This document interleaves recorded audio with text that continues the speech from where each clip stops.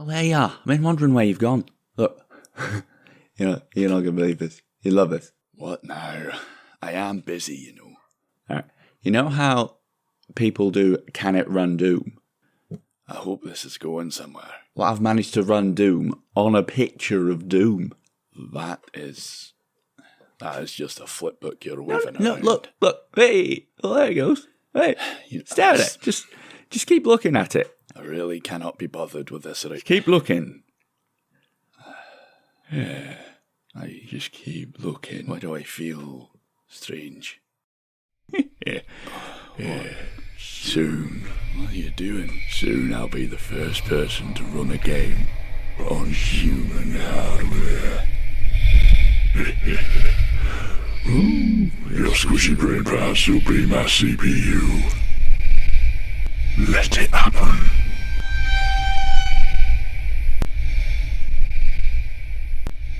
My name is Dan, And my name is also Dan. and welcome back to the Dan the Games Man podcast. And today we're going to be talking about the games we didn't play last gen, because there's a lot of games to play. And to be honest, this week I have played a surprisingly large amount of games in a busy schedule. How about yourself, Dan? What have you been playing? I'm really slouching as well.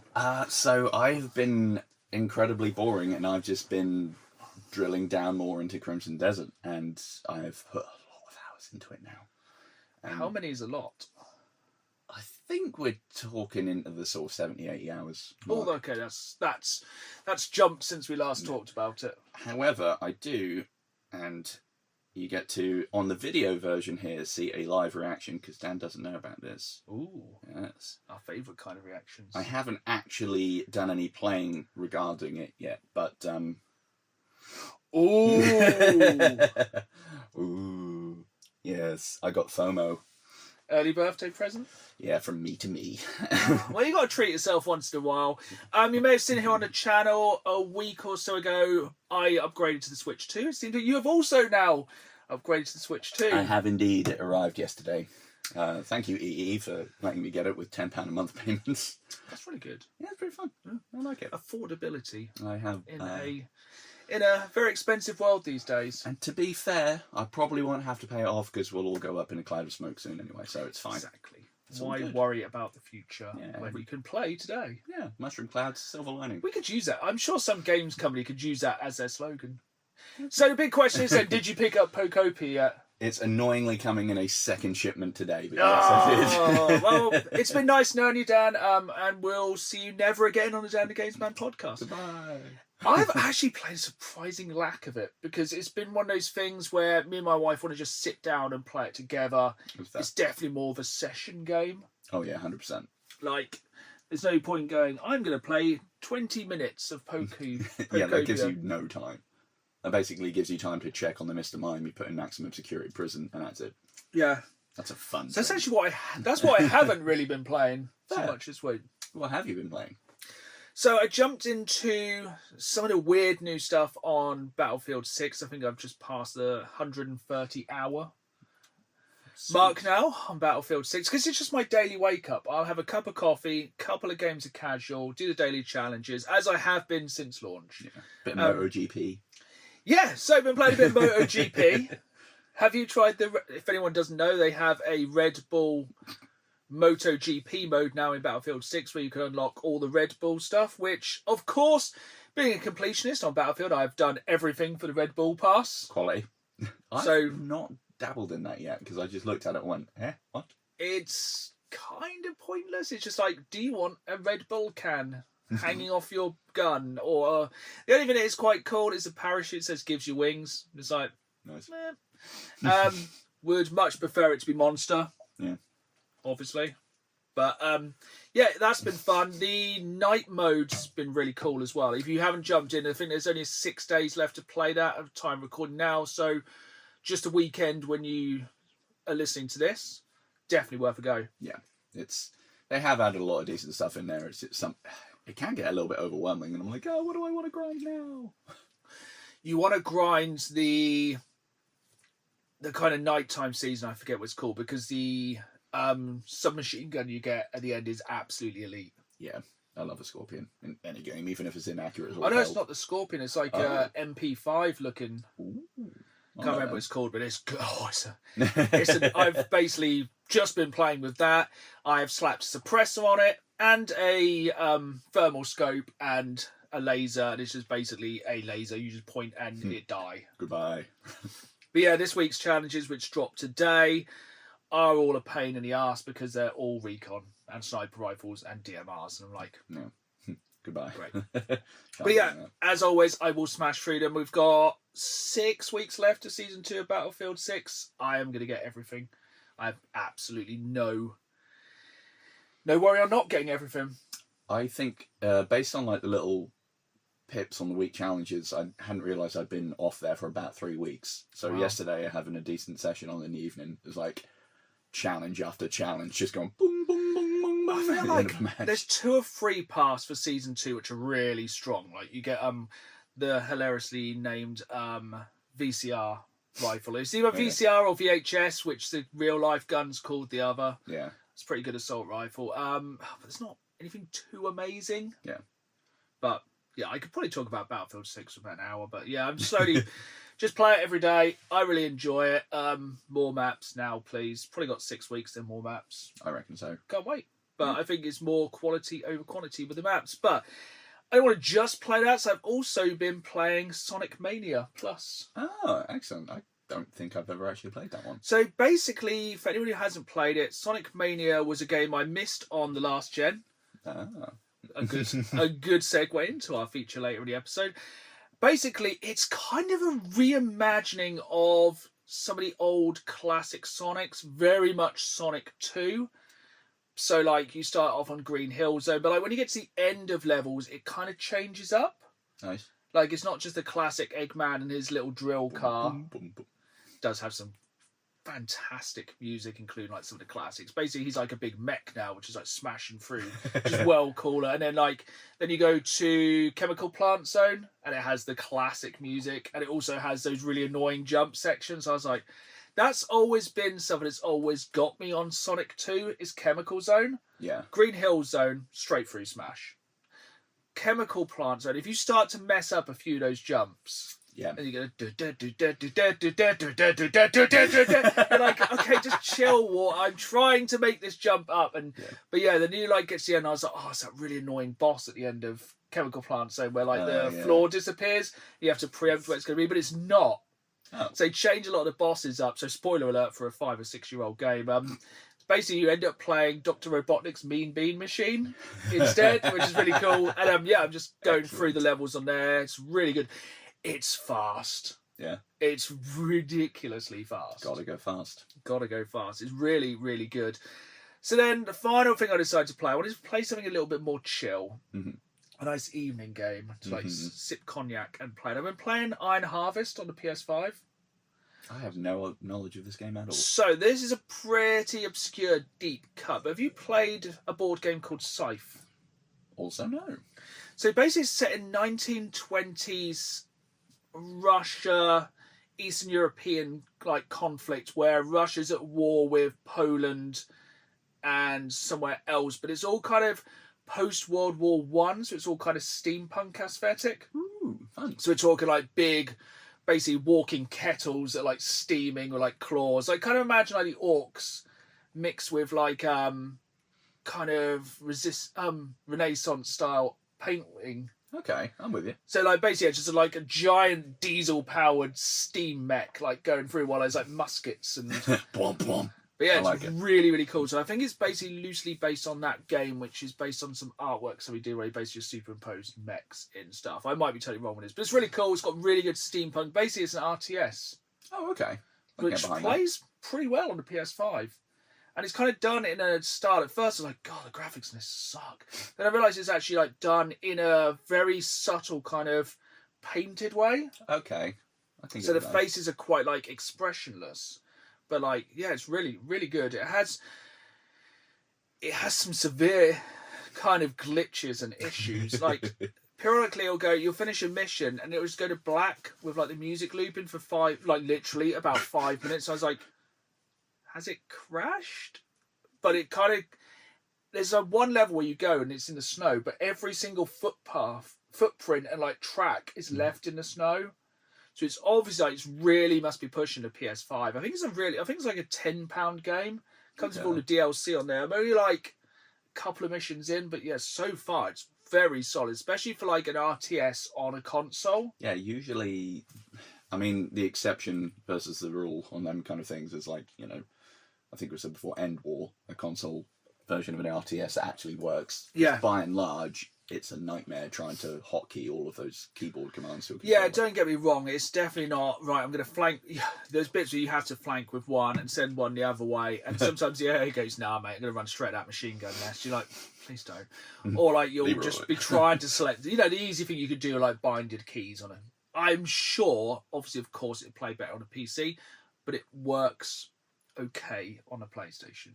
I think it's also on the Xbox Series X. But yeah, very good. If you enjoy kind of steampunk RTS, highly recommend it. I have read some reviews and supposedly there is some late game stuff where there's some insta-fail stealth sections, which I'm really not looking forward to. But I love those. Yeah, I'll kind of see how I get on with it. And I think that's all I've really been playing the past few weeks. Tell you what, that does make me think, though, something I've put to Crimson Desert's credit. There have been, with the exception of when I first boot in, maybe there's a couple of seconds where it kind of lags. No glitches, touch wood. There's one session impressive. Back on Battlefield 6, crashed. Yeah, I feel like I'm fairly lucky normally when it comes to crashes, but that always normally comes before everything going wrong. Yep, pretty much. But anyway, in 2 weeks, we have got our most anticipated game of 2026 dropping, which I don't know if you've remembered what it is. Would that be Lego Batman? Is that Lego Batman? Oh, no, that's soon. No, it's Vampire Crawlers drops in 2 weeks. Oh. And guess what? You can run it on your Switch too. Oh. It's $9.99 on Switch 2, if anyone is wondering. And then I can play it everywhere. Just never stop playing. I'm very excited you got Switch 2. I did not know that. That's generally we did not know going into this. Have you played much Mario Kart World yet? No, it literally arrived yesterday afternoon and then we had to go out and do some stuff, so I've not even had a chance to set it up yet. But well, that'd be up. I'm a crab. Yeah, you do have to like download everything, so you're going to take a kick in. Also, I didn't realise how many, like, there's some really good demos on Switch 2. Okay. Like, I did not realise how many demos there are on there. Yeah, because demos have largely died on other platforms. Yeah, I think there's even like a Donkey Kong Bonanza demo on there. And some other really good stuff. So yeah, definitely be talking a lot more about the Switch 2 in the future. But we kind of really had to go into the depths to find some news this time. So the big kind of thing that happened the day after we recorded the last podcast was the Xbox Developers Direct. But we'll get into that in a moment. First off, this is some weird news, because we only really cover the weird news. In that everything can run Doom. I think I might know what you're on about. So have you heard in the news this week what can run Doom now? Is it something that is usually peed upon? No, but please expand. No, I'm just going to leave it at that. I've seen someone manage to run it on a digital pregnancy test. Yep, that's quite impressive. I think this could be the most impressive thing to run Doom so far. Is it a pile of brain cells? Yes. What?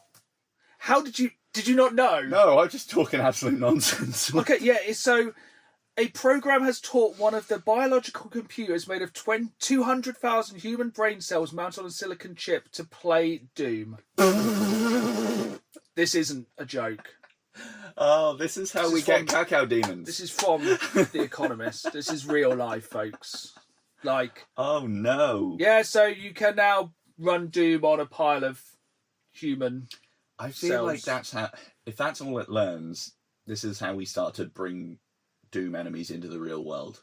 Yep. Because this is probably the timeline where it's going to happen. Oh, 100%. Yeah. God's sake. Absolutely crazy, isn't it? Like, literally, can it run Doom? Yes. I actually saw, like, Limited Run recently released a version of Doom where the box could play Doom. I like that. Yeah, the meme is definitely never ending. Yep. And it's just, I'm absolutely here for it. They're really just... I swear I saw an article as well where they've injected a load of, like, human brain cells, I say inject, into a mouse, and then it kind of just got existential dread. Because it was just burdened with consciousness. That will. True. I'd like to have mine removed if I can. Oh, lobotomy. That was the thing. never mind. Anyway. So, going on to another show where, every single video game is being turned into a TV show. The Mass Effect TV show will reportedly be rewritten to appeal to non-gamers. Okay. So, I'm sure that's a smart move. So, production of the Amazon adaptation is on the verge of starting, but the scripts are still needing some work. It just feels like, with a lot of these TV shows based on games, they really missed the boat. Yes. And then also trying to make it mass appeal without actually... to have a Mass Effect. Mass appeal. Just aim for what the niche is that you will actually then pull in that particular fandom. Don't go, we'll just make it beige across the board. It's just going to look like budget Star Trek now, isn't it, really? That's the only thing, though. It could kind of slide. I wonder if they're trying to slide into that kind of demographic of Star Trek fans at the moment, because there's no Star Trek at the moment. So I think they've thrown it to the wolves again. I think so. But, yeah, kind of weird. It's like if, rather than making an absolutely great show, the Fallout showrunners just went, what if we just make a general thing about, I don't know, the wilderness, and occasionally somebody says smooth skin? Like, it doesn't really work.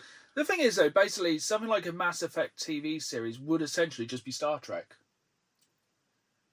Yeah. Bizarre captain that has main character energy tries to boogie down with everything it can. Yeah. The main question is, though, are they going to go with male Shepard or femme Shep? Maybe they'll go with a... Maybe that's how they're going to make it appeal to a mainstream audience, by having a strong, independent female lead. Which is obviously nothing wrong with that. It just seems to be the thing that every show goes with and goes, we're edgy. The main character's a female who's strong. Yeah, it's like, why does that make you edgy? That says more about you, buddy. Yeah, I don't know. As long as you kind of have most of the things from Mass Effect, I'm sure the 3 or 4 people who still care about that franchise will be really happy. Yeah, because seriously, it really did. Yeah, was it Mass Effect Andromeda that kind of killed it? I think it lost a lot of goodwill with 3, yeah, and then Andromeda, I think, kind of happened, and people were like... wasn't bad, wasn't good, yeah. Just mediocre. Mm-hmm. Whereas Mass Effect 2 was just like... I really enjoyed the first Mass Effect. Even though, for all its jankiness, and it's like, yeah, I'm going to be obtuse. Yeah, very. Yeah. But have you got any more news? I only have one other piece of news before big Xbox news. Just some little bits and pieces. That there's a June Xbox showcase scheduled, which that once it's done, it then basically goes straight into something pretty heavily Gears of War E-Day, which then may hopefully give us an idea of if and when it's coming out. Finally, some good food. Yeah. I was like, Xbox just bring out an exclusive. Halo, Gears of War. Yes, you're bringing out Forza, but... And I think with the Halo remaster thing, and again, in this day and age, I don't know if it was April Fool's and I just missed it, but you can get like a Fanta Master Chief skin, and I'm like, with the Red Bull stuff, that might be real. I did see that Fanta have released a line of 6 different flavours based on your favourite Xbox characters. So we may well get. Okay. Cool. And this is part of my regular rumour roundup, and allegedly... PS6 is still looking to release tail end of next year, which I'm like, really? But they're then going to try and do sort of like a Series S scaled down thing that's maybe closer to a beefed up PS5, and then the PS6 is going to be, it's going to be very expensive. It's going to be $1,000. Probably. It's not beat around the bush. It's going to be $1,000, and they're probably going to be like, play GTA 6 on the PS6. The best way to play it. And I'd be like, no, I'll just stick with the PS5 version eventually, maybe, perhaps. Yeah. And it's like, the PS5 has already spiked in price thanks to Orange Julius's tariffs. And then I think there was something about like a major area in Qatar was hit that was like responsible for 1/3 of the world's helium. Yes. Which is then for making chips and whatnot. So, yeah. Cool. Not the tasty time. No. And then AI taking all the other stuff. So, can we have anything? Yeah, it's just basically like everyone's just having all... I think also sulfuric acid, something they're really struggling to find at the moment. God's sake. You never have enough sulfuric acid. But yeah, that was actually one of the main reasons I did buy the Switch 2 now. I was like, it's going to just go up. Only going to skyrocket. And yeah, there'll probably be a Pro or an OLED version at some point, but... Well, straight away as soon as I bought mine, people were like, "Yeah, we should be getting the Zelda special edition soon." I was like, Ooh. I'll just buy the Joy-Cons, which are really expensive, aren't they? Yeah, it's mental. At least we all have Joy-Cons now. Yeah, something that could be potentially yoked across the room. Like, Well, whoopsie. will be. I can't genuinely remember what we were talking about then. PS6. Yeah. Yeah. Also, just to throw more rumours in the room, Mel, have you seen any of the leaks about GTA 6? I haven't, no. So supposedly, like, people remember you, kind of a la, oh, we're doing Red Dead Redemption 2 stuff. Like, people will remember you. I think basically how the police system now is more somebody has to physically call the police rather than just go, oh, just Oh, appear. they know it's... Oh, okay. So that could be quite interesting. Somebody like, hello, police, I bang. No witnesses. Kind of like that, to be Yeah, honest. that's quite cool. So these are all things I think that make sense and are probably fairly believable. And also, this is the one I kind of question. They were saying 70% of buildings will be enterable. That would be cool. You can... Completely different as apples and oranges, but so far, everywhere I've found in Crimson Desert, you can go into the amount of buildings, not at all comparable. Yeah. But it's possible. I mean, there's like no loading things apart from when you transition. Yeah, I suppose it probably is possible. But also, like, supposedly though. a lot of the buildings are destructible. That's a step too far. How are the buildings in Crimson Desert? Can't really destroy them, annoyingly. Oh, is it just like some of the guard towers? Yeah, like certain bits you can kind of mess with and crumple a lot of the scenery. Yeah, so I think a lot of people have said supposedly some of the buildings are destructible and then they'll get repaired over time, which is like, okay, I think we're kind of reaching a bit here. If there are certain scripted bits, like I always like that when you can see you've affected the game world rather than like you finish a mission and it's like nothing's Yeah, different. like we kind of go all the way back to like GTA 3, I think, where you like burn down a building and then they put like building works around it. That's like quite normal. But I don't think like if you blow up an entire skyscraper and then they're like, oh, it's fallen. Yeah, like if you had mercenaries level destruction in Oh, GTA imagine. 6, I'd need a change of underwear. But that would be pretty amazing. Now that'd be worth your PS6. Absolutely. I'd let them run that on my brain. But yeah, final piece of news. So, did you know they're making an Elden Ring film? I did not. I bet that'll be awful. It's from Alex Garland, Um, who I can't remember what he did. But basically, somebody has supposedly found like the sets they're building. ooh. Some footage there. Oh, fun. I can't really show it to people at home. But yeah, basically there's a tiny bit of a church that people are saying looks like a bit from Elden Ring. Yeah, it could be like Church of Ella, which is like one of the first bits you get to with the Site of Grace, where it kind of gives you the first merchant. Spoilers, I killed him. Something we will be coming back to later in this episode. Not Dan killing people, but Elden Not Ring on in recording, general. goddamn. Last little thing I saw this morning, literally while I was scrolling, they have dropped the map for Forza Horizon 6. It looks really good. I'll be playing it day one. I cannot wait to scream around the streets of Tokyo and up into the mountains, and it's going to be really good. Nice. I think it's going to be really good as well when the first winter hits, because do you know about the dynamic weathering? Oh, yeah, I've read about that. I presume, as usual, they'll probably start in spring. So probably get Nice. a week of spring, a week of summer, a week of autumn, then it'll be winter, and it's going to be sick, and I cannot wait for it. Very fun. But the day after we recorded the podcast last time, we had the Xbox Developers Direct. Yes. And they opened up with a game that I don't think anyone's thought about for a very long while, a new game from Hunter the Reckoning. That barely even registers in my mind as a thing. Which I think was, so Hunter the PS3? Reckoning Death Wish, which I think was an Xbox, it was Xbox 360, I don't know if it was exclusive maybe? I can picture it in my mind now that I think about it. I've never played it. No, I've never played it. That was one of my questions. Have you ever played a Hunter the Reckoning game? Can't say I don't even know what. I'm assuming third-person fantasy action adventure, but I don't know. Yeah, but it looked pretty sick. Like basically, there's a person who's been like tied up and is gonna get sacrificed to something evil looking, and then a police officer's like gonna breaks in and is like, "Oh, I'm gonna rescue you," and they're like, "Oh, not really. He's actually a vampire." Oh, okay. And I think basically you play as vampire hunters trying to hunt down vampires. It looks like really, really dark. I'll take that. Yeah, that looks really cool. We're never going to get Blade, so that I'll play. Spoiler alert, I actually think there's quite a decent amount of games coming out of this Xbox Developers Direct for half an hour. I thought it was pretty strong. And yeah, so after that we had The Expanse, Osiris Reborn. rings a bell. So it looks like kind of a third-person cover shooter, like but with kind of Mass Effect dialogue. Basically, look like Mass Effect. Is it? Oh yeah, is that one of the ones from some of the same devs, or is it? I think so. Yeah, I think it's based on the people who escaped DA. Fair. It has a beta later this month. You have to pre-order the game to access the beta, which I think is a bit of a like double-edged sword. Because then if you play and go, I don't like this, they're like, well, you bought it. You're like, Yeah. Give me my money. No. Great. So then you're like, oh, great, I am kind of stuck with that one. Then, something I've been very excited for, and I'm sure about 4 other people were, is Serious Sam Shatterverse. Yeah, I didn't know about this when you mentioned it. I'm like, I could be... A new 5-player co-op literally set in the Serious Sam universe, where basically somebody's trying to hunt down all the Serious Sams, so you all come together to kill everything that's ever existed.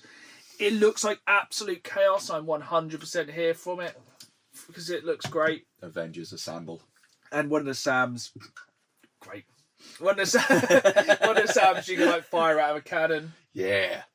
One. It just looks like the kind of game we don't get anymore, that kind of like late 90s boomer shooter, as they call them now. It's a real ick, but... Just mindless carnage. You can like have a few tinnies and just be like... Yeah. It's like, oh, do we need to use cover or reload? It's like, nah. Reload. What? Minigun. I will soak this ammo up and spit it back at you. I don't need a minigun. I need a rocket minigun. I'm like, okay, cool.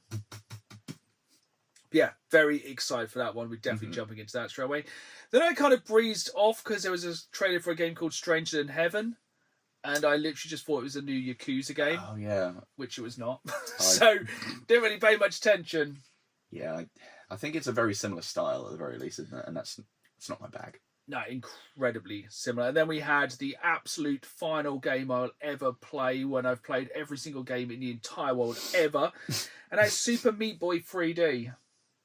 No. I don't need another dimension of anger.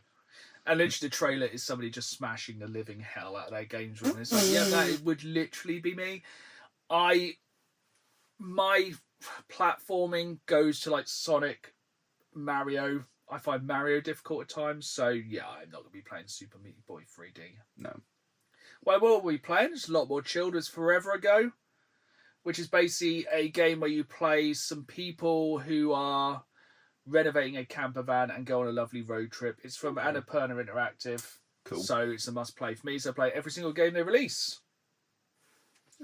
So yeah, like you said earlier, Xbox announced they are returning with like a big June conference, which will have bonus Gears of War E-Day Direct. Woo-woo. And yeah, that's part of Asher Sharma's Summer Games Fest adjacent event, which is going to be the return of Xbox.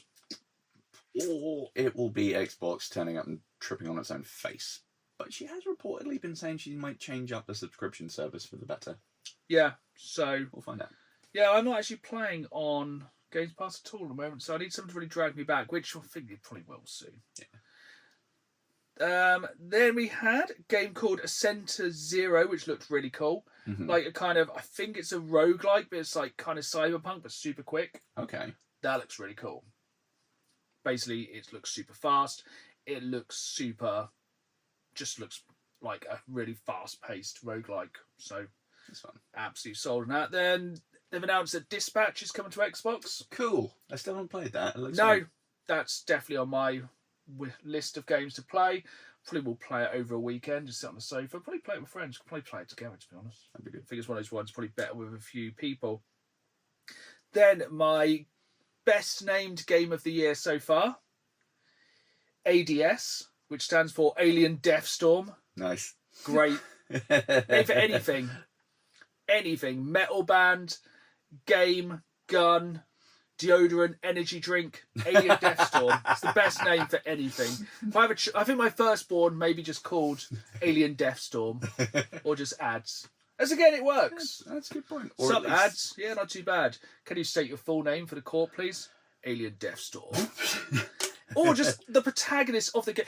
Is the game about... Well, spoiler alert, the game is about an alien Deathstorm, but could the main character be called Alien Deathstorm? It could be a typo that happened on their birth certificate and they're meant to just be Alan Diath.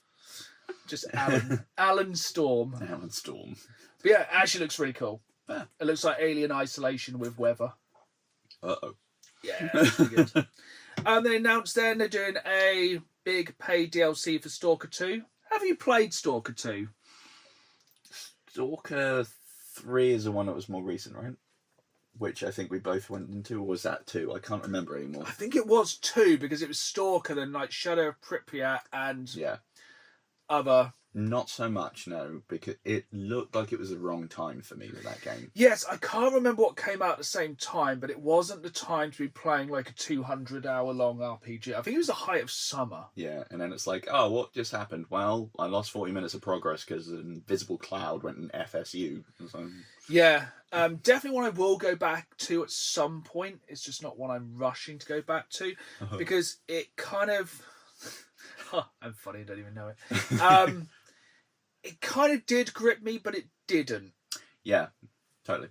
Everything of it was there, but then certain things like, oh, I'm just about to be attacked by something really huge and my gun's jammed. I'm like, yes, that's cool, but it's also kind of annoying. And I kind of felt like in between the original Stalker trilogy and the new one, we had a lot of games which expanded upon it and kind of did a better job, such as like Metro Exodus, which I think is basically a shorter, more concise Stalker. I'd agree with that. Have you played that one? Yes. Very, very good, isn't it? I like that. But yeah, I digress. Probably will play at some point. There was a really cool game called The Eternal Life of Goldman. What? It basically looks like Cuphead. Oh, okay. Really, really cool kind of 30s inspired kind of graphics.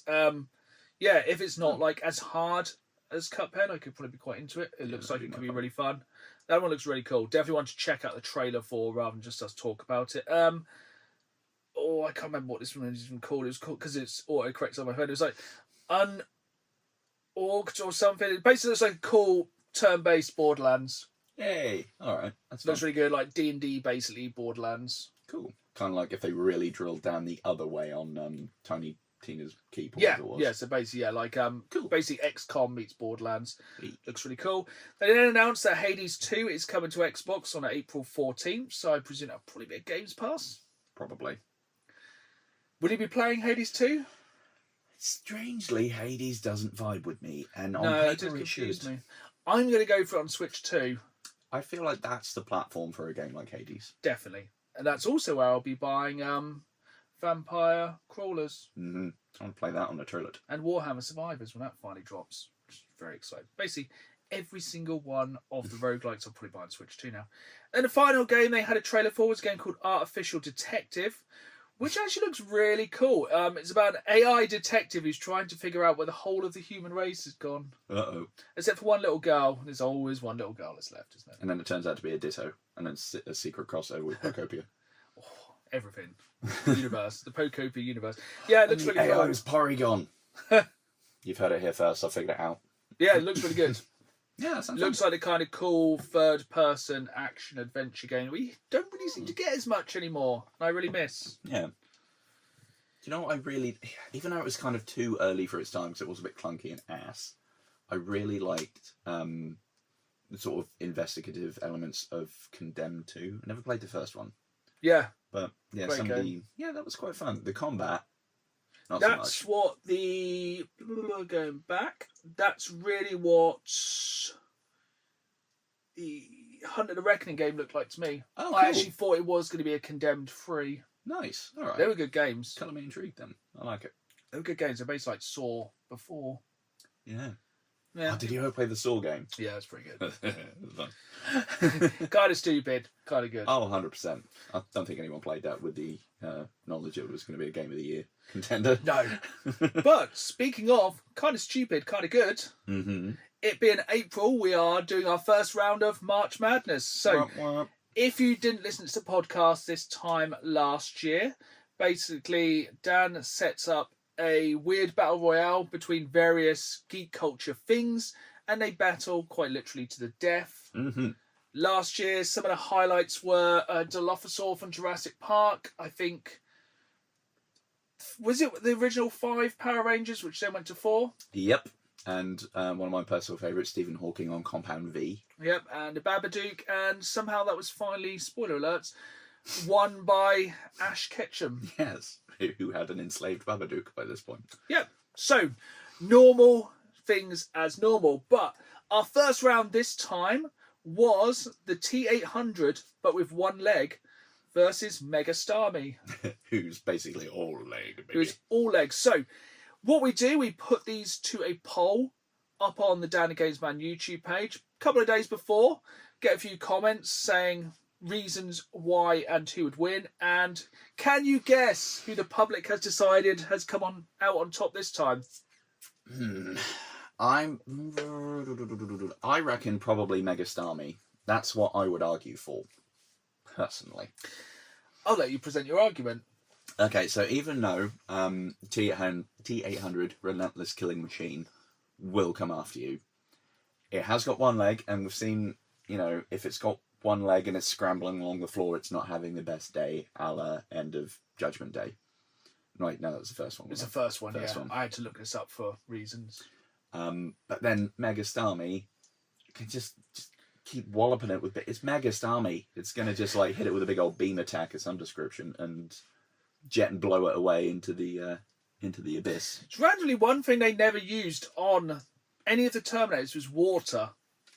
Yeah. They use liquid nitrogen, molten metal, fire, petrol tankers. Yeah, imagine various weapons, shotguns, lasers. I would love a scene where the Terminator has to regroup and go and sit in a bath full of rice for a bit to dry out. Did the Terminators ever go in any water? I'm trying to think, in Salvation, was there a Terminator in water? I can't remember. I don't think it's even rained in the Terminator. Actually, no. I know some of the Terminators are sometimes in the rain, at the start, when they send the original T800 back, it's raining. Yeah. But that's when it has skin on. Yeah, if it's at all, and if it's missing a leg, it's going to have some exposed wiring. So yeah, because it's going to be crawling along the floor. Yeah, it's going to be battle damage at that point. It definitely went hot because it lost the leg in the original Terminator, which sets up Terminator 2. Yeah. It was a leg, wasn't it? They had Cyberdyne? Yeah, or was it Or was it the arm? Oh, it was the arm that was held out of the Crusher. That's it. Yeah. One of the two. Very important knowledge of 80s films here. Well, the public disagrees with you. Public can eat my nuts. You heard it here first, folks. 71% say the T800 would win, which I kind of agree with. It is literally a futuristic killing machine, and it wouldn't really. But then, would Mega Starmie have the genetics of a starfish where it can just regrow limbs? That's a point, yeah, because then it's adding insult to injury. But then, is the T800, is water type weak to electricity, or is it the other way around? Yeah, I think you're right. Yeah. Water type's weak to electricity. See, my take on it is it's going to have a lot better mobility. Because even if it's still got a gun, it's going to be rolling around trying to do it. And, see, I'm imagining it as being in a big pokey arena. Yeah, and it's maybe going to be scrabbling along, and then if it's scrabbling, it ain't shooting. And if it's shooting, it ain't scrabbling. Whereas Mega Starmie is going to be legs. I suppose if it uses its Mega Beam. Yeah, and we've seen Mega Starmie can run. He got gams. So yeah, that's my take on it. But we do go with the public. Damn. On these. So Mega Starmie is the first casualty. Yeah. It was super effective. So keep an eye on the Dan the Games Man YouTube because quite honestly, we forgot what the next round is. So we're putting the vote up there for the next one. I can't even remember what it was. I know there's something weird in Compound V again, I'm pretty sure. I think so. There's going to be some baffling ones. I was just sad that we didn't have JD Vance throwing a infinite amount of sticky couches at people.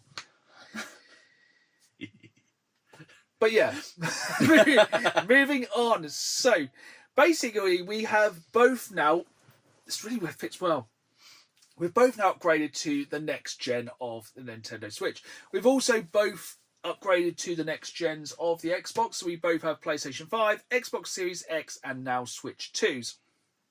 But we kind of wanted to go back and think about the games we missed last gen, because one of the big advantages of this generation of consoles is the backwards compatibility. Yeah, for a while we lost that and it was a big pain in the butt. The Xbox, to its merit, has been pretty good with backwards compatibility. The Switch 2, we had no idea what it was going to do. Yeah, and it's come out swinging on that front, to be fair. It's basically taken those games, spit and polished them, and they look the best they've ever done. So there's never been a better time to go back and play a lot of these games. Even with the PlayStation 5, they've finally gone, okay, we'll do a little bit backwards compatibility. You can play your PS4 games, they'll look even shinier. So we are looking at games we missed last gen that we can now experience with slightly better graphics. Yeah. Which one jumps out to you straight away?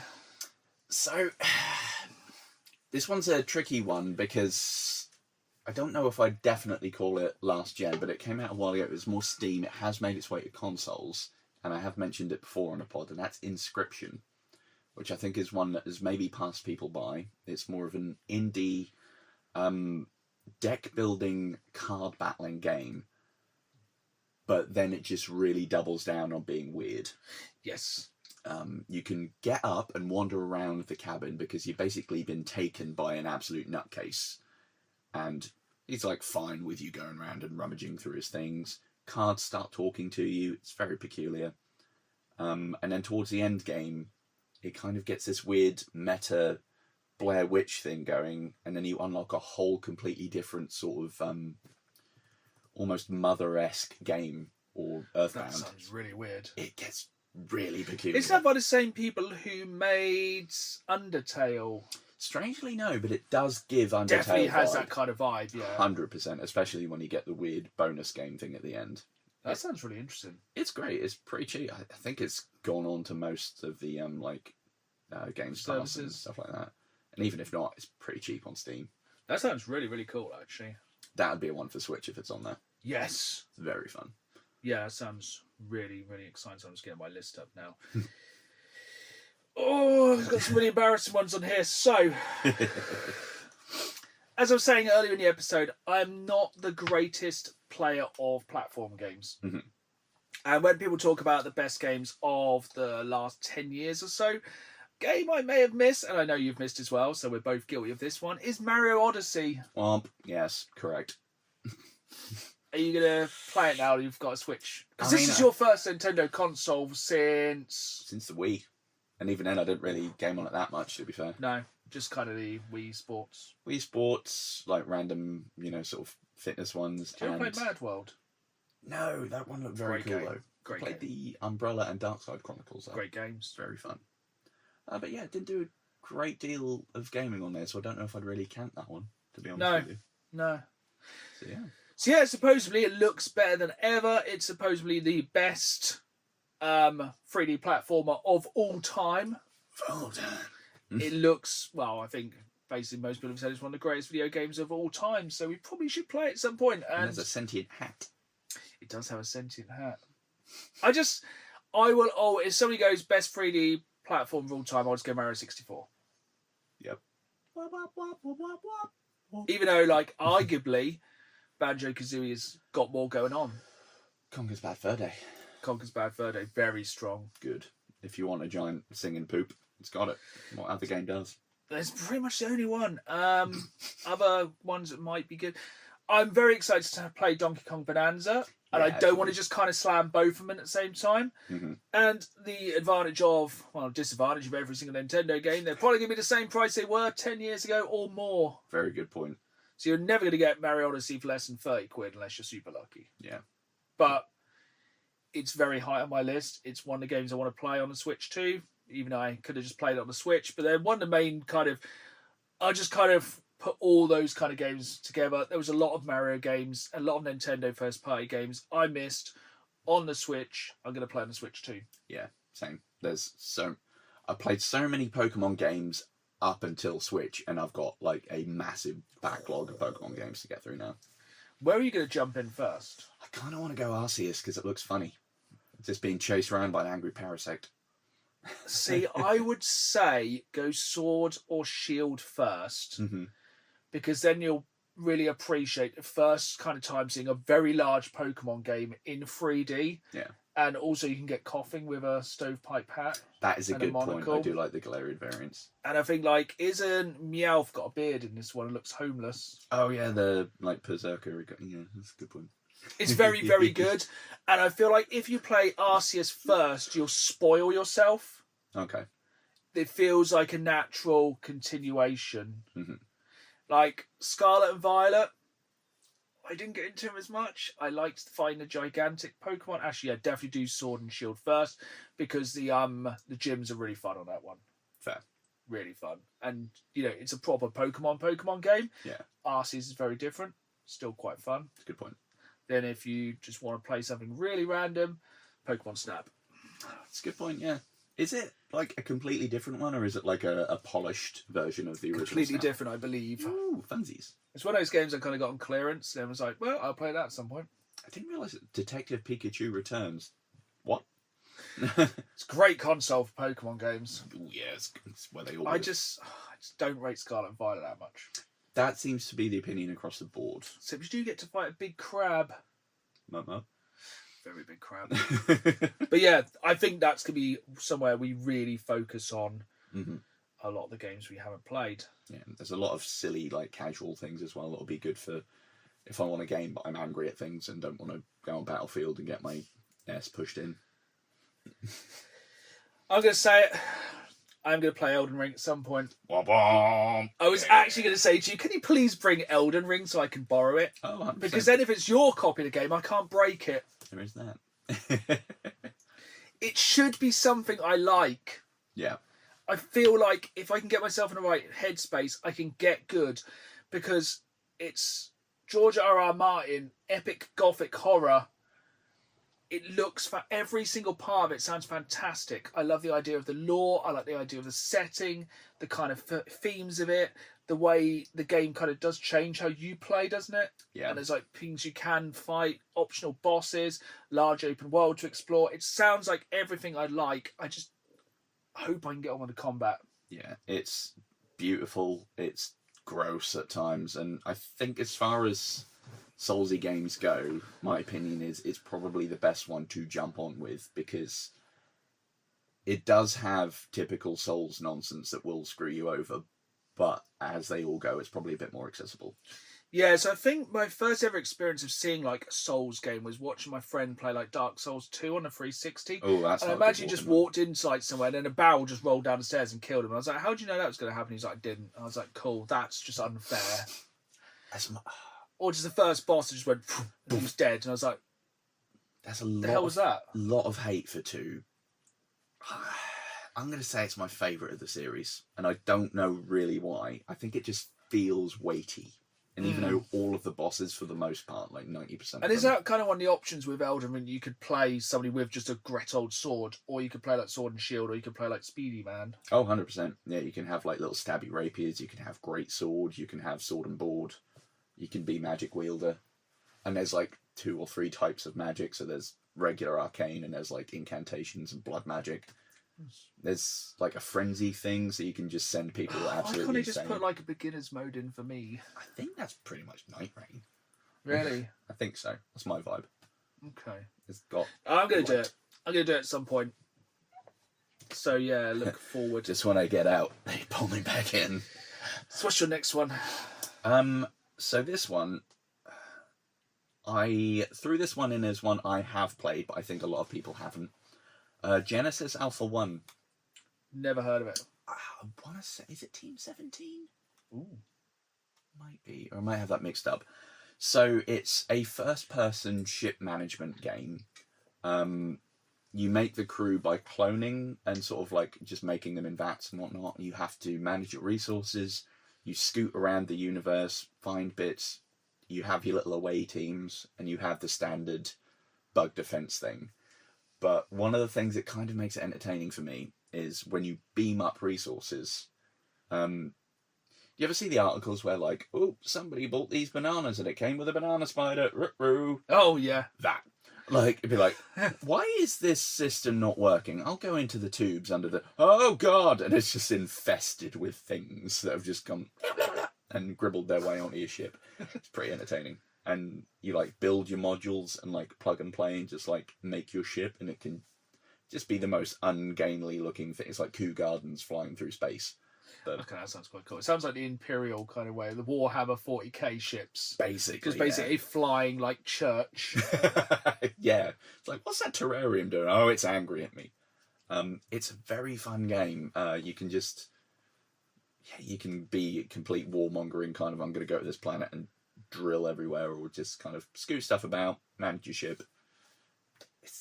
It's weird. It's got a very simple and kind of small gameplay loop, but it's a very compelling game. That sounds like it could get very addictive very quickly, which is the kind of game we like. Yes, like figure out why the ship isn't working. Why have I lost energy? And I don't know if I'd call it roguelike as such as basically if they get in and shut down power to areas, you lose life support, and if you get cut off from the wrong bit of the ship, it's like, I can't fix this anymore, and just watch things like lose like all of their atmosphere and rapidly decompress, and you're like, you're just gone. Goodbye. Just watch the rest of the shift drift off. Damn. What's that on? Most things, I think. I got it on PlayStation. This was PS4 era that one came out. That sounds quite cool. Yeah, it's pretty fun. I like it. It's real deep cuts on this one. My list keeps disappearing. It's really bugging me.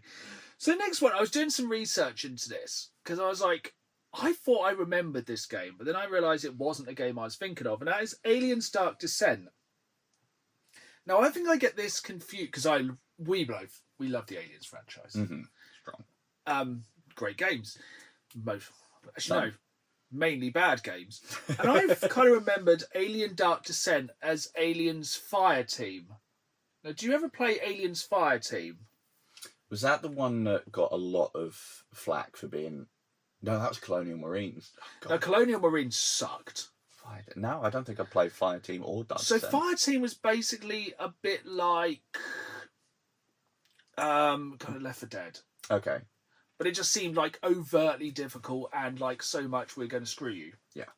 And that's what I remember this game being. So I think whenever I see it, I'm like, oh, I don't like that game. It's that one. It don't really vibe well with me. Yeah. I played the demo or it on Games Pass, didn't get into it, gave up. But Aliens Dark Descent is an isometric real-time strategy game. So basically like an XCOM Aliens game, literally, where you could basically like customize everything about your Marines. You could go in with like miniguns or like kind of shotguns or flamethrowers or maybe even a power loader later. I don't really know, but I was like, that sounds really sick. Yeah, I could be down for trying that. Yeah. Now, I think this one is just like... I've kind of snuck this one here. It's on the Xbox Series X and PS5. I've got one of them. It's fine. But yeah, I feel like it's a game I've just absolutely missed. And I was like, that sounds incredible. I think it would also take out some of the, oh God, the xenomorph. Because you can be like, right, this is turn-based. I could be like, okay, right, I'll think about this for a minute. It sounds like a really good Aliens game. Yeah, that's fun. And I was like, that sounds really, really good. Why have I not played that? Yeah, so I think to be fair, there's been so many like mid-tier or terrible Aliens games.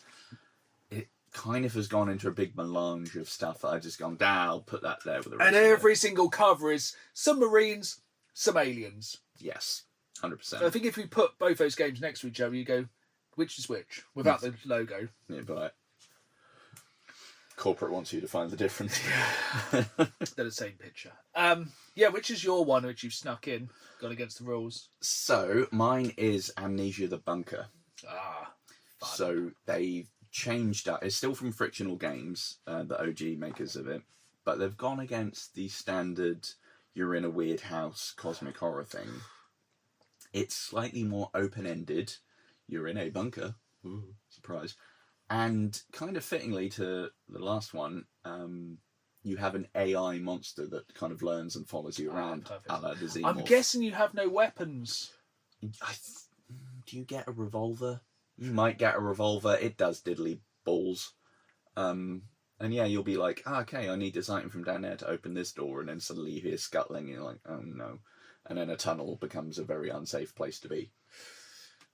And it's those very games much stress me out. Yeah, I think if I remember, you have like a save room, so there are bits, but it then becomes a Resident Evil thing of quickly, run back to the save room.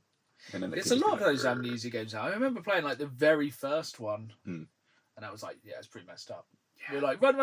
It's like, where the hell am I? Run. It's like the kind of catacombs, like trying to escape something, go, blah, and you're like literally losing your mind. Yeah, insanity meters going up. I'm standing on a box watching footprints approach, just not happy. Two games similar, I keep saying. Is there an Amnesia The Trials, or is that something else? That's Outlast. Outlast The Trials. Have you seen any footage of that? Unrelated to this That's conversation. a co-op one, right? Yeah, it looks really messed up. Like Saw levels of like weirdness. I played 1 and 2, and the Whistleblower DLC, but I've not played that one. I can imagine, just from what I know of that franchise, it's not great. Well, not great for a mental health standpoint. No, it looks pretty nasty, but I digress. Maybe one day, maybe a stream. So, sticking with kind of the aliens theme of things we enjoy, we both haven't played. Did you ever play Marvel's Midnight Suns? I did actually. For a See, bit. I missed this one, and again, there's a real theme to mine, isn't there? I miss my real-time strategy games or turn-based strategy games. Sorry. Yeah, that one. That one was when I still had whatever the hell the top tier of PlayStation Plus is called. Yeah. I played that for a good chunk, and it's all right. It's pretty okay. It sounds like it should be incredible. It's like basically isn't it? Wolverine, Moon Knight, Ghost Rider. There's a lot of different ones you can like recruit. Like some of our favourite characters. Isn't Yeah, you start off with like your little band of sort of young Avenger style ones in this mystic house, and then as you progress, you sort of get other ones that are being bothered by Lilith, who's sort of corrupting certain villains or heroes, and then once you kind of defeat them, you bring them onto team figures. And it's if I remember, there's some really good environmental fighting stuff going on. Like it's a card-based game, isn't it? Yeah, weirdly. Yeah, which I think is what a lot of people found the issue. I think everyone's kind of went basically a normal turn-based game, and it's got a card system, hasn't it? Yeah, so you draw your moves a la Pokemon and like have them in your hand. It's like, I could really do with kick guy into thing right now, but I don't. Sounds like it could be annoying, but I feel like is it the more gritty Marvel? By and large, yeah. It's fun. I liked it. Not enough to continue playing it when I didn't have PlayStation Plus Premium. No, I think it's like one of these games that's really, really cheap now. I think you can pick up a physical for like $5 or $10. Yeah, it's pretty fun. I remember enjoying like having one of the stronger characters and being like, there's an enemy over there that I could just kick this pile of crap into and be like, goodbye, and just booting them away. That sounds like a selling point right there. It's pretty fun. Big boot. Have you got many more? So back onto the RTS one, and that'll be, I'm going to say, a series here, because I think then it kind of spans a gen or two. Wasteland. Yes, I have played the original remake, so obviously it's a very old game for the PC. And from one of the OG people behind Fallout. Yeah. It's pretty good. So it's is it isometric? Yeah, isometric. Turn-based, sort of post-apocalyptic with a Western bent to it, combat game. Very in-depth when you get into it. I have played it. It's very fun. It's very difficult in places. Oh, yeah. Especially when you pick certain traits that you think are funny and they end up just kind of... Not being. Yeah. Like, It's like, I'm going to have a whole squad that are just going to punch stuff, then like a giant robot comes, you're like, I cannot punch that. I should have had somebody who had a sniper. I remember my friend Matt was playing it and he made like a roster of people that were based on our friend group, and my guy had bipolar, and occasionally in the middle of a fight he'd just sit down and cry. I'm like, hey, accurate. Hey. Why would you do that? It's too true. That's a really good game. Yeah, very hardcore RTS. Yeah, if you get that wrong, you get it wrong. Yeah. Definitely want to spam the old quick save. 100%. Save scamming for the win. Yeah, I think there's 3. I want to say, yeah. Have I got any more? So, I've got one more that fits the rules and one that's a current gen bonus to throw in there, just because it's one I really should have played but haven't. Okay, I'll drop my last one, then I'll let you do your 2. Cool. Last one's one I actually picked up quite recently, and that is Risk of Rain.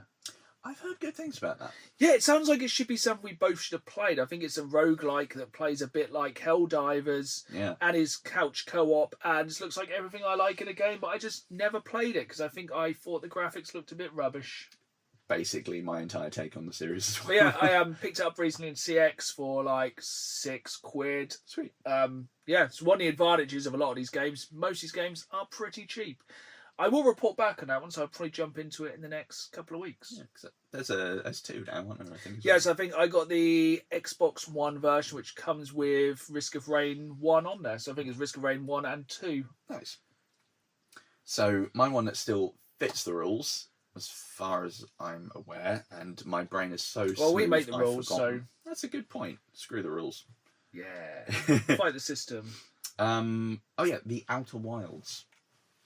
Not to be confused with The Outer Worlds. Very easily done. Yes, this is a game I also haven't played, but everyone says you should play. Yeah, it looks a strange mixture of quite cutesy and fun, but also very in-depth adventure and puzzle solving. Yeah.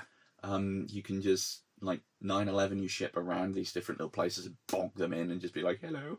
And then weird, untranslatable things you can find to then just try and figure out a lot of very space-themed puzzles. Looks cool. Does look really cool. It's definitely one that's been on my list for a while. Yeah, I feel like it can really suck you in, so like I need to wait until I've got some time for it. I think with a lot of these games, it's like I will play these when there's a lull. Yes. The lull didn't really come this year because Resident Evil 9 dropped in very, very early. And then for you, Crimson Desert, and for both of us now, Pocopia is going to be all-encompassing for a few months. But what was your last one? Chronos the New Dawn. Yes. Looks very gritty, Resi 4 style sort of survival horror It stuff. kind of just dropped at a dumb time. Yeah, agreed. Like right next to... Was it sandwiched right between like Silent Hill 2 Remake and Silent Hill F? It was something like that, yeah. It was There's like a lot of like kind of those good survival horror games, and I was like, I'm here too, and it's like, yeah, I'll get you at some point. Yeah, it dropped around at a time where a lot of new IPs were having a crack at it. Sort of Yeah. like Hell Is Us, which kind of went off into its own toilet. It's nice to get a kind of big resurgence of survival horror games, but the thing is, because everyone's resurging, like Resident Evil's now back, Silent Hill back, and I still need to go and play Silent Hill F. Good point, yeah. Which is kind of a bit soulsy, which is interesting. Yeah, I think the combat's just challenging in a different way. But yeah, the new Silent Hill I'm very excited for, like Scottish body horror, so yes, please. Which is just basically Scotland. Glasgow, yeah. But yeah, I reckon we could do a lot more on this list. 100%. Which we probably will. I reckon. We'll probably work our way back because I was looking at like a lot of the 360 and PS3 era games I didn't play. There was a lot we have missed. Oh, yeah. But like all things, time is against us because there is never enough time to game or to talk about games or do anything that we really want to do. Pretty much, yeah. But yeah, so hard to prioritise what you're playing. Yes. But it will just be Pocopia now forever. Mostly Pocopia and Crimson Desert for me, just going between various things where I have to manage other people's needs. Yeah. Yeah. Do you want to build a camp? While No. ignoring your own. Pretty much. But yeah, that's all we've got time for this time. So we both want to disappear and play even more video games. So if you enjoyed this episode, please make sure you hit that follow button. Remember, you can watch the video version of this podcast exclusively on YouTube at the Dan the Games Man YouTube page. I get this wrong at the end of every episode. At youtube.com/Dan the Games Man. I put new videos out every Saturday night at 5, as well as bonus content for the week, and I really want you folks along to provide. May cause diarrhea, vomiting, nausea, etc. I just want to see how quickly I could say that. As you can tell, we are getting tired. This has been a long podcast, so we'll say goodbye for now. So it's goodbye from me. And it's goodbye from me. And as always, keep playing the game. See you soon.